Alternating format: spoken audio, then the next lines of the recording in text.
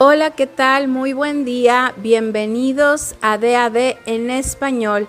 Hoy es día 7 de julio. Mi nombre es Nelly y pues es un gusto como siempre estar aquí acompañada de toda la comunidad leyendo la palabra de Dios. Hoy vamos a estar leyendo en la versión La Biblia de las Américas y vamos a continuar con Primero de Crónicas, capítulo 4, a partir del versículo 5 y hasta el capítulo 5, el versículo 17. Oremos. Señor, te damos gracias por este día, Señor, y queremos poner este tiempo en tus manos. Sé tú hablando a nuestras vidas. En el nombre de Jesús, amén. Primero de Crónicas, capítulo 4, a partir del versículo 5. Asur, padre de Tecoa, tuvo dos mujeres, Ela y Naara. Y Naara le dio a luz a Usam, Efer, Temeni y a Astari. Estos fueron los hijos de Naara. Los hijos de Ela fueron Sered, Izar y Ednan. Y Cos engendró a Anub y Sobeba y las familias de Aarel, hijo de Arum. Y Jabes fue más ilustre que sus hermanos, y su madre lo llamó Jabes, diciendo, porque lo di a luz con dolor. Jabes invocó al Dios de Israel, diciendo, oh, si en verdad me bendijeras, ensancharas mi territorio, y tu mano estuviera conmigo, y me guardaras del mal para que no me causara dolor. Y Dios le concedió lo que pidió. Kelub, hermano de Sua, engendró a Meir, que fue padre de Estón. Y Estón engendró a Berrafa, a Pasea y a Teína, padre de Ir Naas. Estos son los hombres de Reca. Los hijos de Cenaz fueron Otoniel y Seraías, y los hijos de Otoniel fueron Atad y Meonotai. Meonotai engendró a Ofra, y Seraías engendró a Joab, padre de Ge-Harasim, porque eran artífices. Los hijos de Caleb, hijo de Jefoné, fueron Irú, Ela y Naam, y el hijo de Ela fue Cenaz. Los hijos de Jealeel fueron Sif y Sifa, Tirías y Azarael. Los hijos de Esdras fueron Jeter, Mered, Efer y Jalón. Estos son los hijos de Bitia, hija de Faraón, que Mered tomó por mujer. Bitia concibió y dio a luz a Miriam, a Samai y a Isba, padre de Estemoa. Y su mujer Jeudaía dio a luz a Jered, padre de Gedor, a Eber, padre de Soco, y a Jecutiel, padre de Sanoa. Los hijos de la mujer de Odías, hermana de Naam, fueron los padres de Keila Garmita y Estemoa Maacateo. Los hijos de Simón fueron Amnón y Rina, Ben Anán y Tilón. Y los hijos de Isi fueron Zoet y Ben-Zoet. Los hijos de Sela, hijo de Judá, fueron padre de Leca, y Laada, padre de Maresa. Y las familias de la casa de los que trabajaban el lino en Bet-Asbea, y Joacim, los hombres de Coseba, Joas y Saraf, que gobernaban en Moab, y Jasubí Lehem. Y los registros son antiguos. Estos eran alfareros y habitantes de Netaim y Gedera. Moraban allí con el rey para hacer su trabajo. Los hijos de Simeón fueron Nemuel, Jamín, Jarib, Sera, Saúl, Salum su hijo, Mibsán su hijo, Misma su hijo.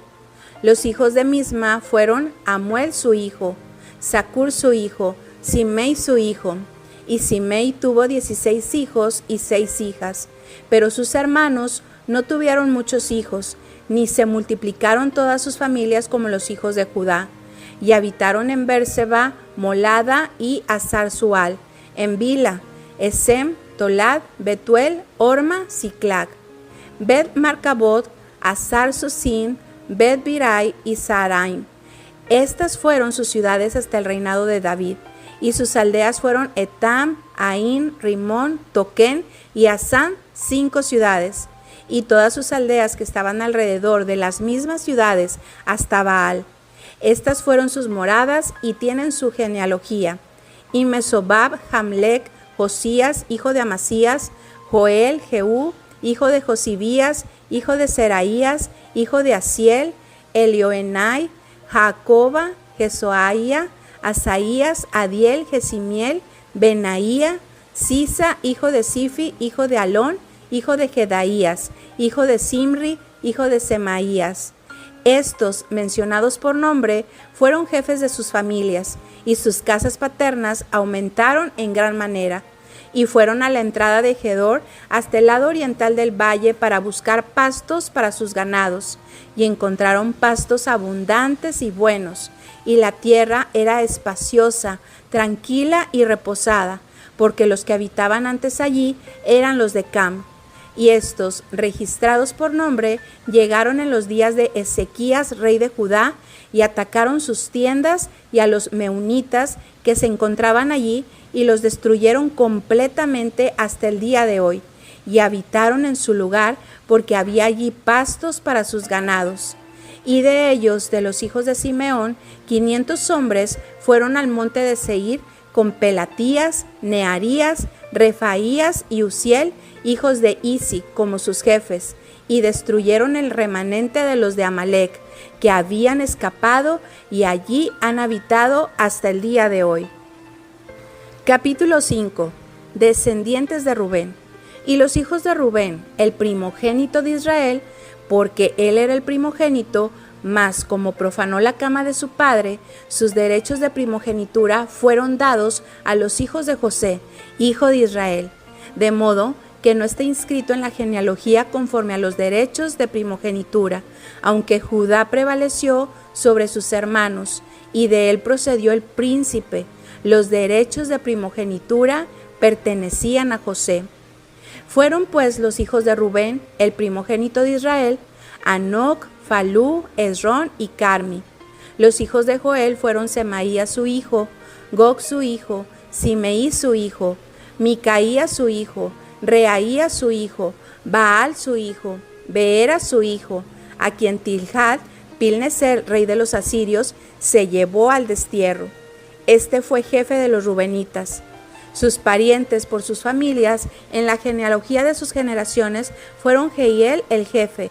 Después, Zacarías y Bela, hijo de Asaz, hijo de Sema, hijo de Joel, que habitó en Aroer hasta Nebo y Baal-Meón. Y hacia el oriente habitó hasta la entrada del desierto, desde el río Éufrates, porque su ganado había aumentado en la tierra de Galaad.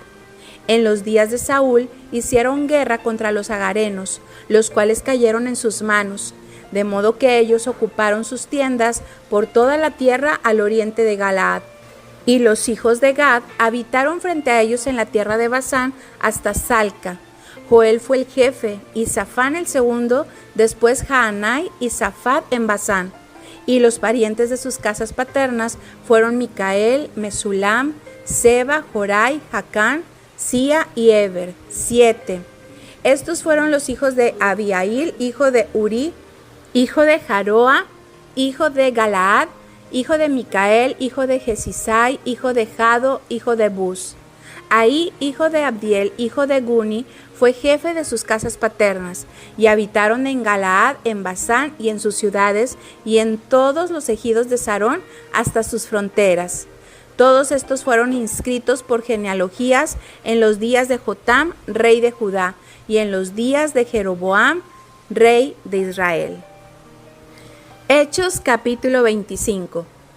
Festo, entonces, 3 días después de haber llegado a la provincia, subió a Jerusalén desde Cesarea, y los principales sacerdotes y los judíos más influyentes le presentaron acusaciones contra Pablo e instaban a Festo, pidiéndole contra Pablo el favor de que lo hiciera traer a Jerusalén, preparando ellos al mismo tiempo una emboscada para matarlo en el camino.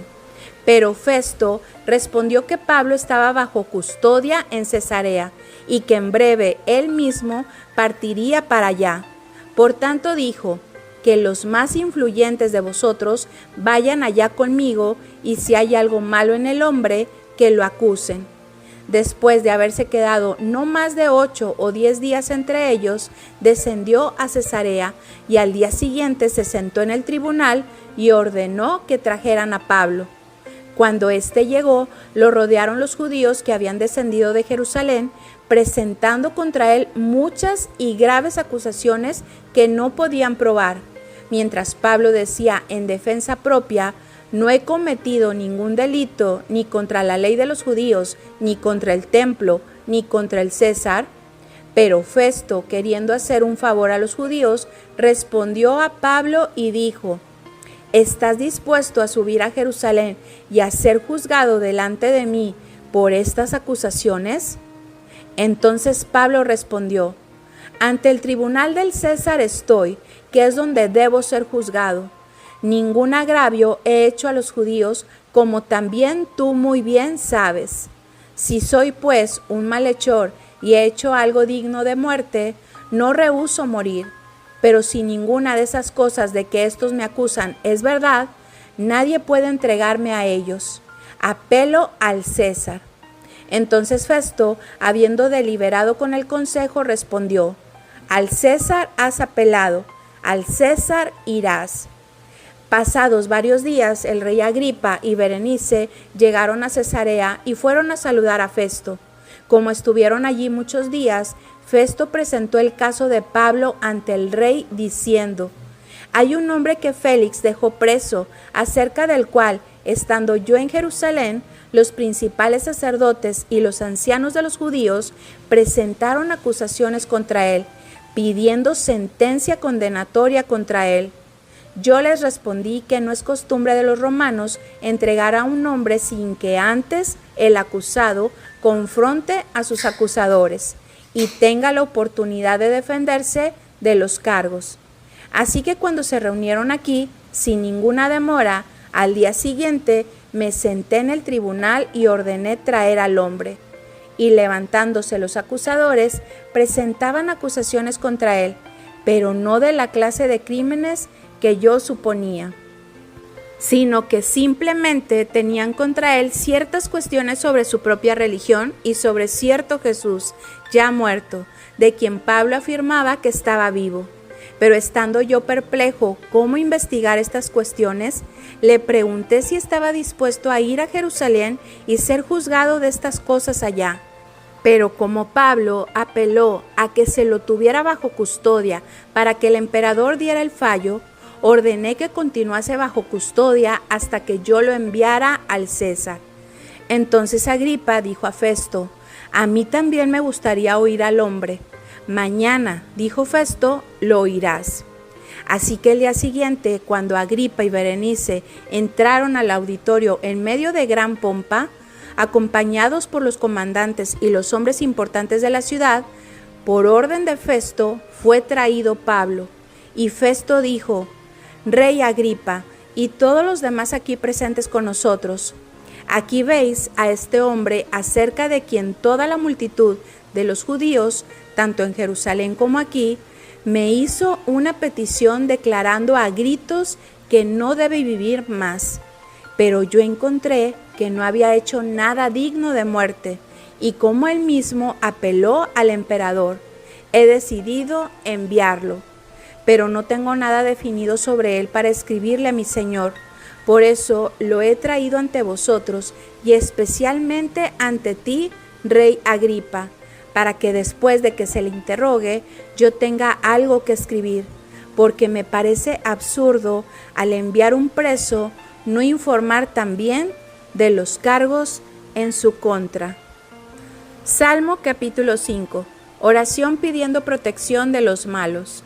Para el director del coro, para acompañamiento de flauta. Salmo de David. Escucha mis palabras, oh Señor, considera mi lamento. Está atento a la voz de mi clamor, Rey mío y Dios mío, porque es a ti a quien oro.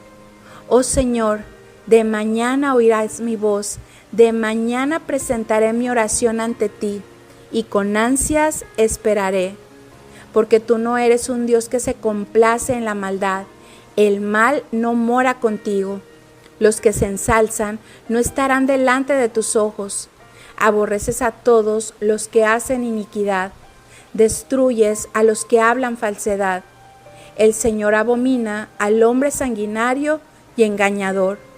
Mas yo, por la abundancia de tu misericordia, entraré en tu casa, me postraré en tu santo templo con reverencia.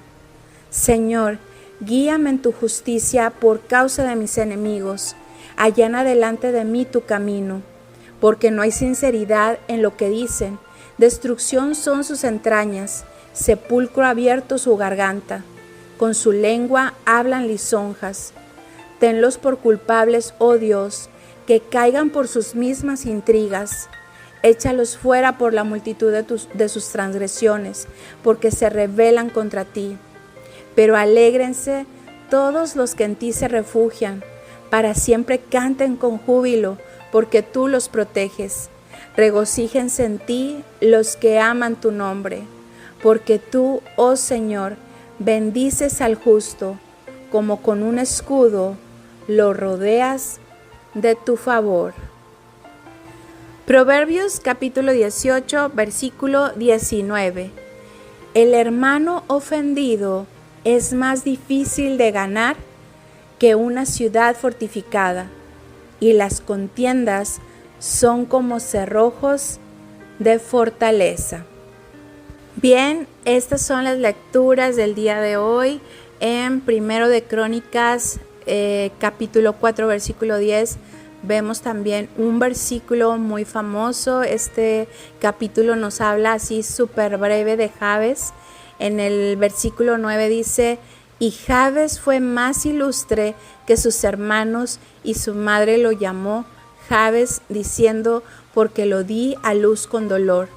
Versículo 10. Jabes invocó al Dios de Israel, diciendo: oh, si en verdad me bendijeras, ensancharas mi territorio, y tu mano estuviera conmigo, y me guardaras del mal, para que no me causara dolor. Y aquí la palabra de Dios dice que Dios le concedió lo que pidió. Jabes invocó al Dios de Israel pidiendo que le bendijera, que ensanchara su territorio, que la mano del Señor estuviera con él y que le guardara de todo mal para que no le causara dolor. Y aquí vemos cómo Dios concedió la petición de Jabes. Y sabemos que cuando oramos conforme a la voluntad de Dios, Dios nos escucha y Dios es quien responde a nuestras oraciones. Y dice la palabra de Dios que Él les hace mucho más abundantemente de lo que nosotros le pedimos. En Hechos capítulo 25 vemos a Pablo todavía aquí, bueno, lo está reteniendo ahora Festo, y vemos cómo lo siguen atacando, siguen aquí, bueno, los judíos pues venían y se presentaban contra Pablo y bueno, había graves acusaciones, pero también dice la palabra que ellos no podían probar esto, y Pablo se defendía. Él decía: yo no he cometido ningún delito ni contra la ley de los judíos, ni contra el templo, ni contra el César. Y bueno, vemos también a Festo como un gobernante, como una autoridad que también quiere congraciarse contra los enemigos de Pablo. Dice aquí que queriendo hacer un favor a los judíos, respondió a Pablo y le dijo: ¿estás dispuesto a subir a Jerusalén y a ser juzgado delante de mí por estas acusaciones? Y Pablo responde: ante el tribunal del César estoy, que es donde debo ser juzgado. Y bueno, Pablo se defiende, dice: si soy un malhechor y he hecho algo digno de muerte, no rehúso morir, pero si ninguna de estas cosas de que ellos me acusan es verdad, nadie puede entregarme a ellos. Y él apela al César.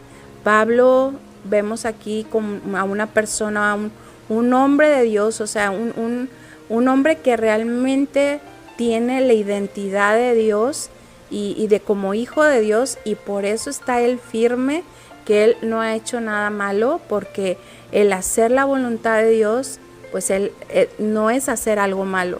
El hacer la voluntad de Dios quizás puede ir en contra de lo que dice un gobernante, en contra de lo que dicen los hombres, pero cuando tú haces la voluntad de Dios, tú estás seguro que no estás yendo en contra de Dios mismo. Así que vemos a Pablo firme en lo que él ha creído, firme en el Señor y firme también en el llamado que Dios le ha hecho. Entonces, a mí la verdad es que me bendice mucho porque Pablo sigue adelante. No sé si él en algunos momentos estuvo atemorizado o no, pero él sigue adelante y sigue defendiéndose y hablando con la verdad. Y esto nos enseña a nosotros que sabiendo acerca de la palabra de Dios, que es verdad, nos enseña que nosotros también estemos firmes en lo que Dios dice en su palabra, firmes en el llamado que el Señor ha hecho a nuestras vidas, aún y cuando vamos a ir contracorriente, porque sabemos que se está levantando muchas ideologías y muchas leyes que van en contra del conocimiento de Dios y desviando a la gente, desviando a las personas a que no puedan realmente tener esa identidad que debieran de tener como hijos de Dios. Todo lo que se ha levantado en este mundo en contra del conocimiento de Dios hace que la gente viva en un engaño, pero esto que vemos de Pablo nos enseña a nosotros a estar firmes y seguir compartiendo la palabra de verdad, la palabra de Dios y acerca del mensaje de salvación, las buenas nuevas de salvación a través de nuestro Señor Jesucristo, quien es el camino, la verdad y la vida. Del Salmo 5, bueno, a mí lo que me llamó la atención y siempre que leo este salmo es algo que me bendice mucho, es el versículo 3. Oh Señor, de mañana oirás mi voz, de mañana presentaré mi oración a ti y con ansias esperaré.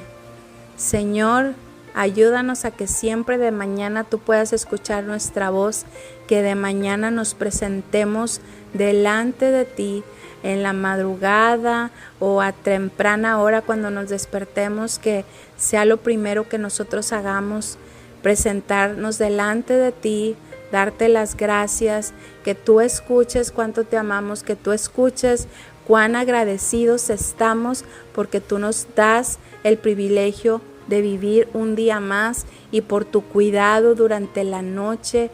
Nosotros nos acostamos, nos levantamos porque tú eres el que nos sostiene, el que nos levanta, el que nos da aliento de vida. Gracias, Señor. Muchas gracias. Y bien, amigos, es todo por el día de hoy. Queremos invitarlos y animarlos a que puedan mandarnos sus saludos, sus peticiones de oración y compartiendo también aquello que Dios habla a sus vidas a través de la palabra, de su palabra, y como siempre recordándoles, bueno, si quieren recibir las lecturas por Signal o Telegram, mándenos un correo a la dirección electrónica davespanol@gmail.com. Escriban su nombre completo, su número telefónico y por supuesto tienen que tener descargadas estas aplicaciones para que puedan recibir la lectura diaria y así también compartirla con sus familiares, con sus amigos, compartir con otros la palabra de verdad. Recordándoles también que todos los días estamos en Facebook, en YouTube, a través del usuario DAV Español. Nos va a dar mucho gusto leer sus comentarios, escuchar también sus llamadas. Como siempre, es de mucha bendición escucharles, así como sus peticiones de oración por las cuales oramos también a nuestro Dios. Bendiciones para todos, los esperamos el día de mañana aquí en DAV en español. Bendiciones, amada familia.